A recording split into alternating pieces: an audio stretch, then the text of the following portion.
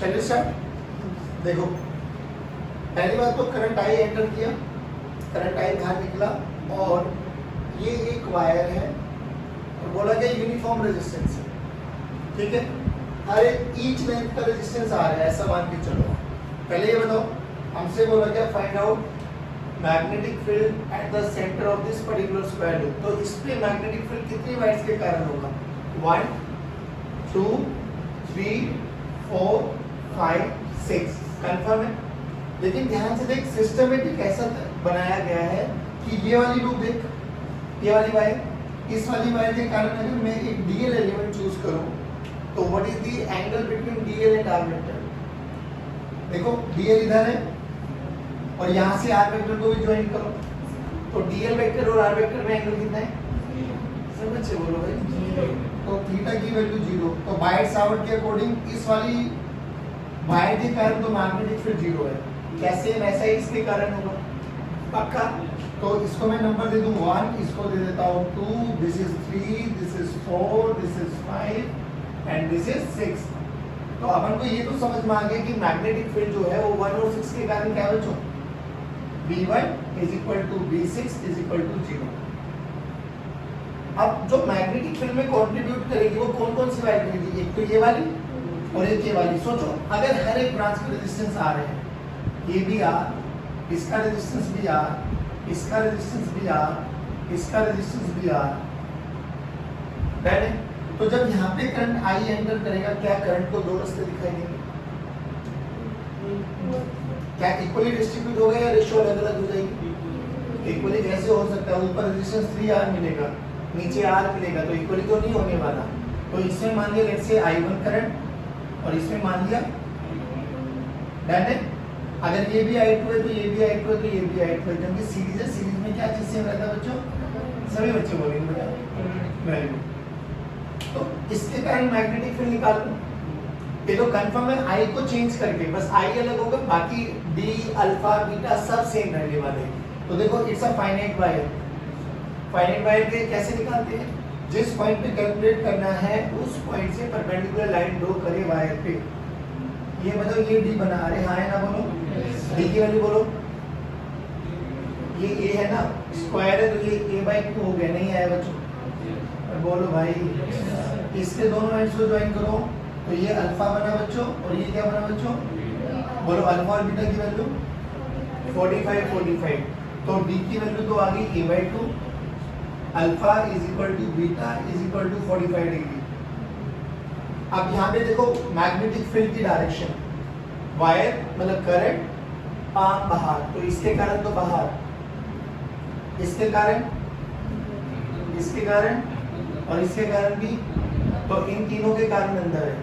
लेकिन एक बात तो कंफर्म है, बस I की वैल्यू चेंज होगी, बाकी मैग्नीट्यूड वाइज और कोई चेंज होगा नहीं। तो इसको V2 देखो, V2 को क्या लिखूंगा मैं?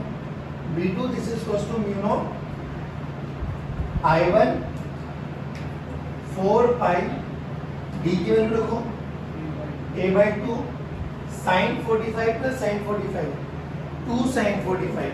अभी मैं ऐसे छोड़ रहा हूँ, 2 sin 45। अंदर है या बाहर है? बाहर। इधर देखो, यहाँ पर भी D की वैल्यू A/2 आएगा, sin 45 दोनों में आएंगे। तो यहाँ पे देखो B1, अच्छा ये देखो B1 सॉरी B3 का मैग्नीट्यूड, B4 का मैग्नीट्यूड, B5 का मैग्नीट्यूड सेम रहेगा। तो मैं इसको बोल देता हूँ, मतलब net magnitude is 3 times of B3। अरे हाँ है ना, बोलो पक्का। B3 निकालो जल्दी, B3 बोलो। Mu naught I2 by 4 pi A/2 2 sin of 45, ये अंदर है। तो B कितना हो जाएगा बच्चों? 3 times of mu naught I2 by 4 pi A/2 twice of sin 45। देखो नेट मैग्नेटिक फील्ड कैसे निकालेंगे? अगर मैंने अंदर वाले को पॉजिटिव मान लिया तो बाहर वाला, या बाहर वाले को पॉजिटिव माना तो अंदर वाला। अब मुझे I1 I2 निकालना है। अब I1 I2 की वैल्यू चाहिए मुझे I की टर्म्स में और R की टर्म्स में। ध्यान से देख, क्या ये सर्किट इक्विवेलेंट बन जाएगा इसके? ऊपर देखो रेजिस्टेंस कितना है, अरे सभी बच्चे बोलो भाई, नीचे बोलो सही है। इसमें करंट क्या है? I, यहाँ से करंट क्या आई का बाइफर्केशन देखो, इसमें कितना माना और इसमें कितना माना। अब देखो या तो वैसे सोल्व कर लो जैसे हमने किया था, दोनों पैरेलल है, पैरेलल में v सेम रहता है, दोनों के क्रॉस v निकालो, v की टर्म्स में i निकालो।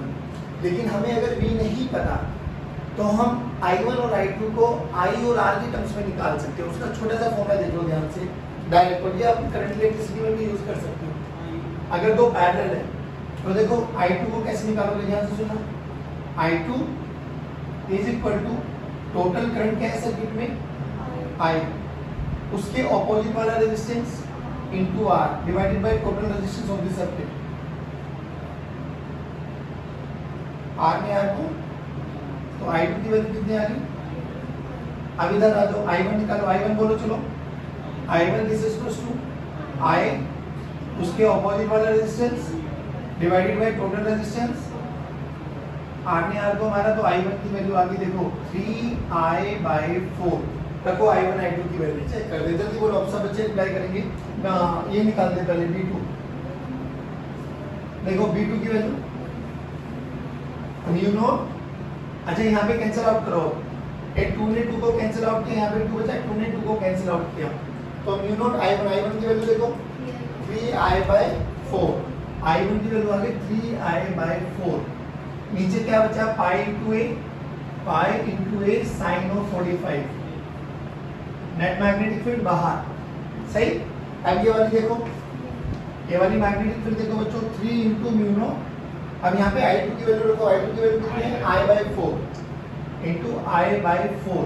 आ जाओ इधर देखो a/2, 2 ने 2 को मारा, 2 ने 2 को मारा तो देखो क्या गई 4 pi into a sine of 45, net magnetic field बाहर। चेक करो एक बार, mu naught 3i sine 45 4 pi a, जितना अंदर उतना ही तो नेट मैग्नेटिक फील्ड। अब देखो ऐसे ही कुछ एक और सिस्टम आता है कि जैसे यहाँ पे हम लोग ने एक स्क्वायर लूप दी, लेकिन एक चीज का ध्यान रखना, इस स्क्वायर लूप में हर केस में 0 होगा इसकी कोई गारंटी। देख मैं छोटा सा फिगर चेंज करने की कोशिश करता हूँ, बस क्या कर रहा हूँ मैं, जो ये वाली वायर ऐसे मैंने डायगोनली एंटर कराई थी ना, डायगोनली एंटर ना करा के मैं इस वाली वायर को ऐसे कर देता हूँ। देखो ध्यान से, सेम न्यूमेरिकल, बस मैंने वायर की कॉन्फ़िगरेशन चेंज कर दी। ये इनफाइनाइट वायर है बच्चों। फिर बोला गया बताओ अब सेंटर में मैग्नेटिक फील्ड कितनी है, अब 0 नहीं होगी। ध्यान से इसके और इसके कारण तो अभी भी 0 है, इसके कारण भी 0 है, बट क्या आप इसके कारण बच गई? अरे हाँ ना बोलो, इसके कारण कौन सा केस लगाओगे? वायर को एक्सटेंड करोगे, अल्फा बीटा, एक अल्फा पॉजिटिव आ जाएगा, बीटा नेगेटिव आ जाएगा। बोलो कितना समझ में आया? अब इसमें एक और वेरिएशन देखो, सेम ऐसा ही न्यूमेरिकल आता है मेरा सर्कल के केस में, ठीक है। सर्कल है विद रेडियस r, सेंटर है, यहाँ पर करंट एंटर किया है मान लो रेडियली i, और इसका सेंटर यहाँ पे मान लो, ये रेडियली एंटर किया करंट ऐसे और रेडियली बाहर निकल के चला गया। फिर बोला गया find out the current at the centre of this current carrying loop, और इनफाइनाइट वायर है। अब क्या करें, पहली बात बताओ, इसके कारण 0 क्योंकि डीएल वेक्टर के अराउंड ही आ गई है, इसके कारण भी 0। अब देखो जो यहाँ पे करंट आएगा उसको फिर 2 रास्ते मिलेंगे, मान लो ये I1 है और ये, अरे बोलो भाई ध्यान से देख, I1 के कारण और I2 के कारण, और अगर ये एंगल मैंने अल्फा मान लिया तो ये एंगल कितना हो जाएगा 2 पाई माइनस, तो कौन सा फॉर्मूला लगाएंगे यहाँ पर, r वाला, mu naught i/4 pi r into alpha, and alpha should be in radian. अरे हां ना बोलो। मान लो इसका रेजिस्टेंस पर यूनिट लेंथ आपको गिवन है, let's say lambda is the resistance per unit length of the wire, lambda दे दिया। तो अब क्या करेंगे हम लोग, यहाँ पे फिर वो i1 i2 को निकालेंगे इन टर्म्स ऑफ i। इसका रेजिस्टेंस मान लो r1 है, इसका रेजिस्टेंस मान लो r2 है। जल्दी बोलो कैसे करेंगे, i1 की वैल्यू बोलो कैसे निकालेंगे, i1 की वैल्यू आ जाएगी i into r2 by r1 plus r2। Similarly r2 को क्या लिखेंगे, i2 को क्या लिखेंगे, i r1 bye r1 plus r2। नहीं आया अब R1 R2 को लिखना है in terms of lambda and alpha. तो मान लो इसका resistance per unit length given है लैम्डा। लैम्डा का मतलब क्या है? Resistance per unit length. अरे हाँ यार बोलो। तो R1 क्या हो जाएगा? लैम्डा इनटू ये वाली लेंथ L1 और ये दूसरा क्या हो जाएगा? Lambda into L2। क्या मैं L1 L2 को निकाल सकता हूँ क्या? थीटा और रेडियस की टर्म्स में बिल्कुल निकाल सकते हैं। क्या कौन सा फॉर्मूला यूज करते हैं? R equals to theta equal to R by radius. बोलो कर सकते हो क्या? ये वाला क्वेश्चन आप ट्राई करेंगे? पक्की बात? चलिए अब देखो, हमें बोला गया ये मेरी x एक्सिस है, y एक्सिस है, z एक्सिस है। एक इनफाइनाइट वायर थी, उसको मैंने ऐसे z एक्सिस के लोग लेके आया, y एक्स प्लेन में या xy प्लेन में उसको कर्व किया और फिर वापसी लेके आया। ये वाली दूरी मान लेते हैं लेट्स से a, बेसिकली इसका रेडियस है। बोला गया find the magnetic field at this point O। अब ऐसे जैसे ये तो एक क्वेश्चन है, ऐसे बहुत सारे क्वेश्चंस मिलेंगे आप लोगों को। सबसे पहले पता क्या क्या करो, जिस भी रूम में बैठ के आप लोग ये पेपर दे रहे हो ना, ये न्यूमेरिकल लगा रहे हो, उसके कोई भी कॉर्नर को पकड़ लो, कोई भी कॉर्नर अपने मन में देख कि मैंने इसको x माना, ये y हो गया, ये z हो गया मेरे पास। अब अकॉर्डिंग टू क्वेश्चन दोबारा देखो, क्वेश्चन को घुमाओ। अगर ये मेरे पास z एक्सिस है, मान लो ये है z एक्सिस, इधर देखो भाई ये z एक्सिस है, यानी एक बार इधर से आई, ऐसे घुमाया और वापसी इधर चली गई। ध्यान से ये अगर z एक्सिस है, ये x है, ये y है, तो अकॉर्डिंग टू क्वेश्चन क्या है? एक वायर z एक्सिस में आई, घूमी और ऐसे चली गई, यानी आपकी तरफ से मेरी तरफ में आ रही है, ऐसे घूमी और वापसी तुम्हारी तरफ चली गई। कितने कंडक्टर्स बने? 3। और वर्बली आंसर देना इसका, वर्बली। इधर देखो, क्योंकि वैसे मैग्नीट्यूड निकालना कोई मुश्किल नहीं है, पर डायरेक्शन निकालते हो तुम मतलब फंस जाओगे, इसलिए क्या विजुअलाइजेशन क्या करो। पहले ये बताओ, ये देखो ये वाली सेमी इनफाइनाइट वायर बनी, सेमी इनफाइनाइट वायर, वायर के एक एंड के बिल्कुल सामने पॉइंट है, तो अल्फा की वैल्यू 0, बीटा की वैल्यू 90 और डी की वैल्यू 8, डी की वैल्यू इधर देखो दोबारा, ये कंडक्टर बना, इस कंडक्टर के बिल्कुल सामने पॉइंट है, तो भाई ये एक स्ट्रेट वायर तो बनी ना। अरे बोलो भाई, तो यही परपेंडिकुलर डिस्टेंस बन गया आपका। तो डी की वैल्यू 8, इन दोनों पॉइंट्स को कॉर्नर के साथ ज्वाइन करो, तो रेफरेंस लाइन और एक्सट्रीम दोनों ओवरलैप कर गए, तो अल्फा की वैल्यू 0, दूसरे की वैल्यू दैट इतना समझ में आया। इस केस में बोल तो से, इस केस में बोल ये तो वो बन गया सेमी सर्कुलर वायर, पाई की वैल्यू बोल कितनी, मतलब अल्फा की वैल्यू बोलो कितनी लेके चलेंगे? पाई। आर के दोनों एंड को ज्वाइन करो, इधर आओ इधर आओ इधर आओ, सुनो सुनो सुनो सुनो, अब अपने हाथ चलाओ जल्दी जल्दी। अभी सुनो, ए डायरेक्शन में अंगूठे को रखो सीधे हाथ पे, इस पॉइंट तक अपनी उंगलियों को खींचो। बोलो मैग्नेटिक फील्ड की डायरेक्शन डाउनवर्ड। डाउनवर्ड का मतलब माइनस जे क्या है, क्योंकि ये y है। नहीं आया? अपने सीधे हाथ के अंगूठे को, जैसे मैं बता रहा हूं वैसे करो, सीधे हाथ के अंगूठे को मेरी तरफ रखो, अपने हाथ की उंगलियों को ये इस पॉइंट तक लेके आओ। पाम बताओ किधर गया? नीचे ना, नीचे बोले तो ऊपर y एक्सिस है, तो नीचे कौन हो गया? माइनस वाई, बेसिकली माइनस जे। नहीं आया? पक्की बात? अब इधर देखो, तो यहाँ के कारण अगर मैं मैग्नेटिक फील्ड निकालना चाहूँ, देखो ध्यान से, ये 1 है, ये 2 है, ये 3 है, तो बोलो B1, B1 की वैल्यू बोलो mu naught I by 4 pi D, D की वैल्यू A, साइन 0 तो 0 हो जाएगा, साइन 91 हो जाएगा, तो 1 खत्म। डायरेक्शन बोलो माइनस जी, तो माइनस जी, इजी। अब दोबारा सुनो, इधर आ जाओ, इस वाली वायर के कारण। अब फिर वही काम करो, अब अंगूठे को अपनी तरफ रखो, क्योंकि करंट देखो किधर आ रहा है, अभी भी डाउनवर्ड है। अंगूठे को अपनी तरफ रखो, फिंगर्स को इस पॉइंट तक लेके आओ। आप बोलो हाथ किधर है? नीचे, डाउनवर्ड। डाउनवर्ड का मतलब अभी भी माइनस जे के, अरे हाय ना बोलो, सही कर रहे हो ना? तो मैं विश्वास कर सकता हूँ, बहुत सुंदर। आ जाओ, तो B3 बोलो mu naught I by 4 pi A into minus J K. अब बची R, इधर इधर इधर इधर सुनो लाडो, ये वायर अब ऐसी है, जिस डायरेक्शन में करंट चल रहा है कर्व शेप में, अपनी सीधे हाथ की उंगलियों को उसी डायरेक्शन में घुमाओ, सीधे हाथ की उंगलियों को घुमाओ करंट की डायरेक्शन में। हाँ, करंट की डायरेक्शन में। हाँ, अंगूठा कहाँ है? अंदर कौन सी एक्सिस है? Minus Z. कौन सी एक्सिस है? कौन सी एक्सिस है?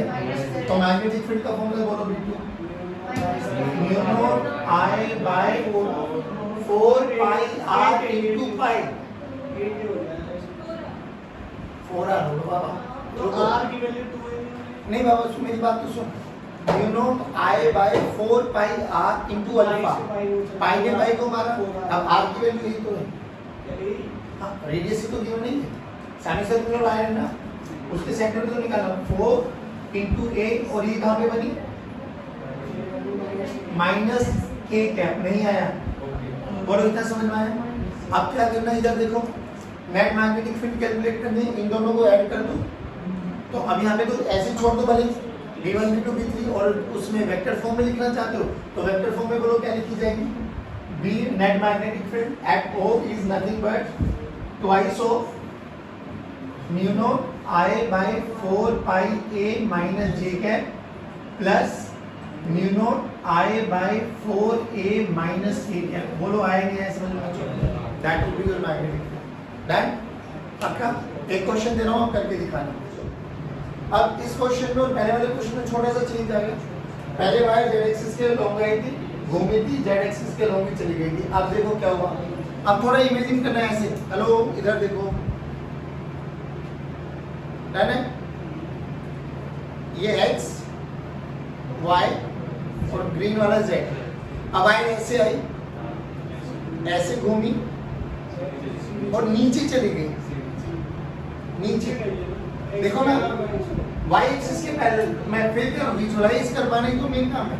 दोबारा देखो, ऐसे आई, ऐसे घूमी और फिर नीचे चली गई, डन है? अब आ जाओ, ये सेमी इनफाइनाइट बनेगी, ये भी सेमी इनफाइनाइट बनेगी और ये कर्व शेप बन जाएगी हाफ। इधर देखो, अभी अपने सीधा हाथ निकालो जल्दी, सीधे हाथ को मेरी तरफ रखो, अंगूठे को स्ट्रेच द फिंगर, इस पॉइंट पे निकालना है, स्ट्रेच द फिंगर।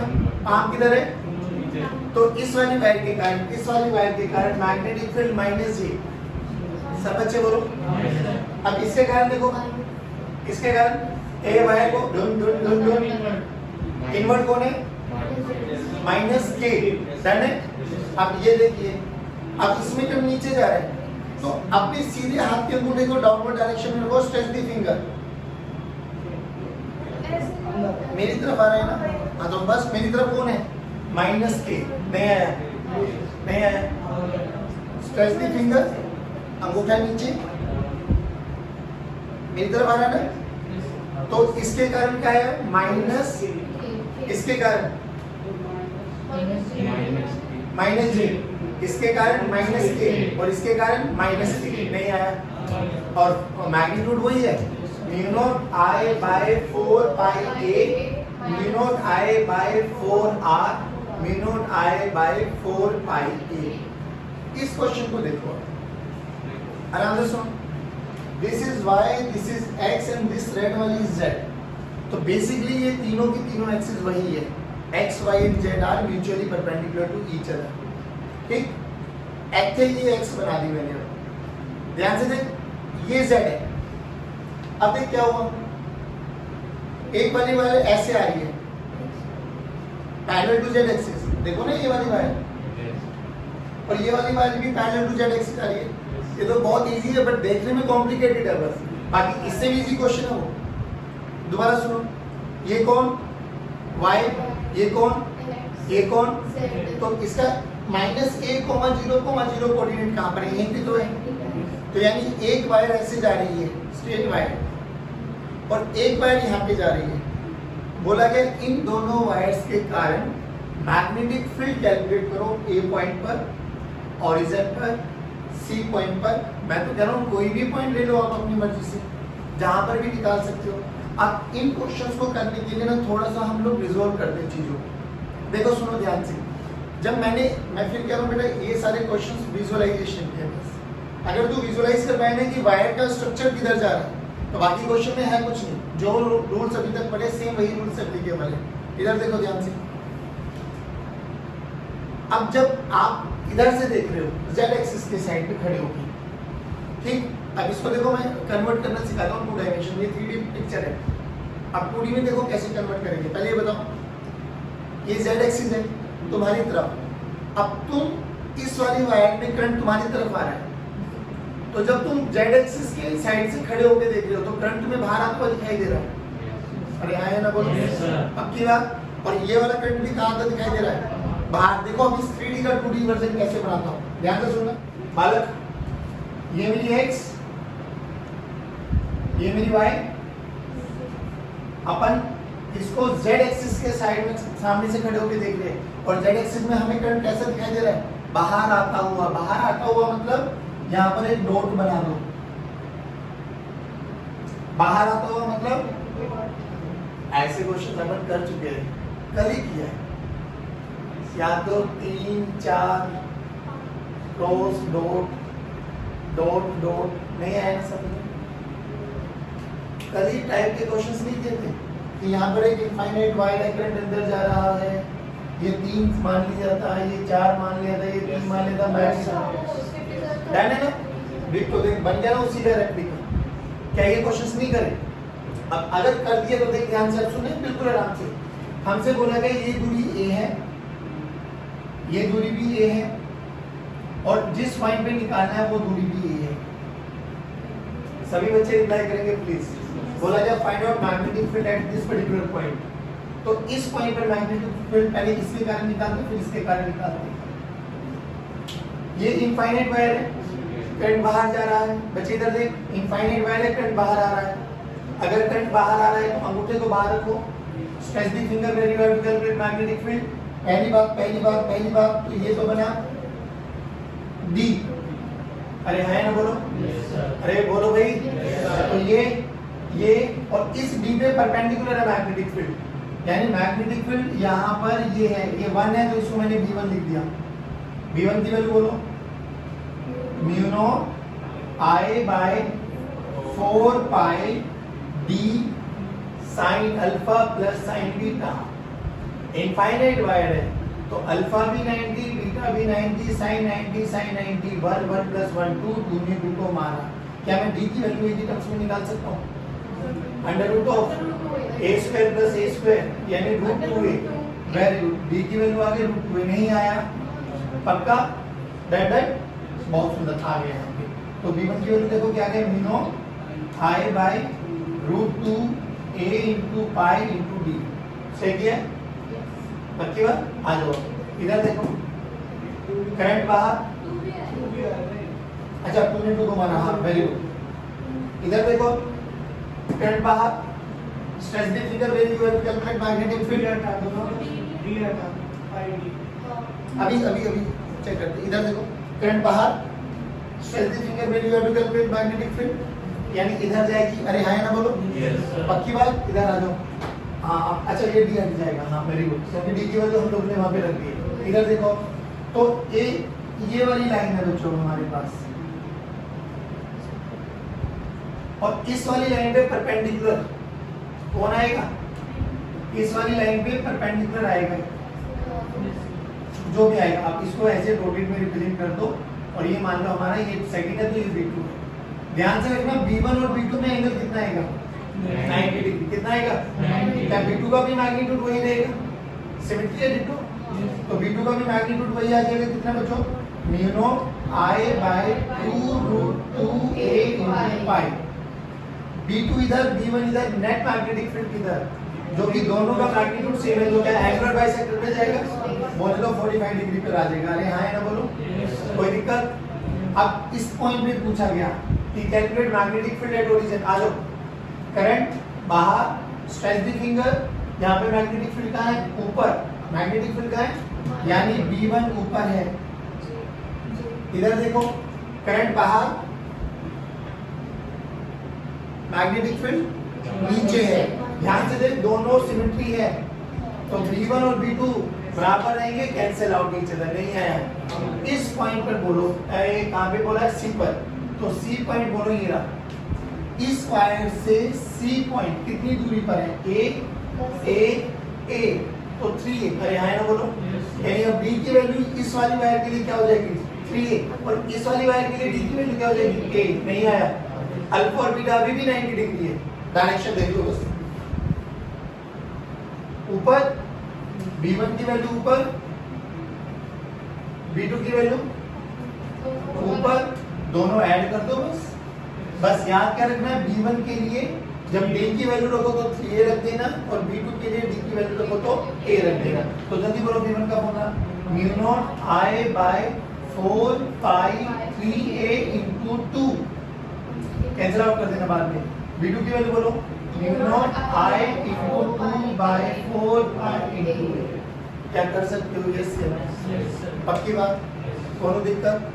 अब तुम्हें एक छोटा सा रूल और बताता हूँ, गोल्डन रूल जिसको हम बोलते हैं, कि आप किसी भी वायर को है ना साइड व्यू या टॉप व्यू में कन्वर्ट कर सकते हो और क्वेश्चन बहुत इजी बन जाएगा, परेशान होने की कोई आवश्यकता नहीं है। जैसे इस वाले क्वेश्चन को हमने इस वाले फॉर्मेट में कर दिया, देख के देख रहा था कि बहुत गंदा सा क्वेश्चन है, पर जब इस फॉर्मेट में किया तो अपन लोग सोल्व करना आ गया।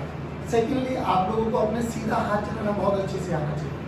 अभी मैं फिर कह रहा हूँ, अभी 5 से 6 दिन हो गए, अभी हम लोग केवल और केवल मैग्नेटिक फील्ड कैलकुलेट करना सीख रहे हैं, लेकिन कोशिश ये है कि हर एक टाइप का न्यूमेरिकल आपका कवर हो जाएगा। बाकी आपकी प्रैक्टिस है, जितना कर सकते हो उतना करना। डन है? आ जाओ एक चीज और बताता हूँ, इधर सुनो। मान लो एक इनफाइनाइट वायर है बच्चों, ठीक, और इसमें करंट ऊपर की डायरेक्शन में जा रहा है। हमसे बोला गया फाइंड आउट द मैग्नेट, मतलब direction of magnetic field. Magnitude तो हमें पता, mu naught I by 2 pi d। इस पॉइंट पर A पॉइंट पर और इस पॉइंट पर B पॉइंट पर calculate the direction of magnetic field. अब क्या करो, जल्दी बोलो। मैग्नेटिक फील्ड बोलो कहाँ? अंदर, अंदर का मतलब क्रॉस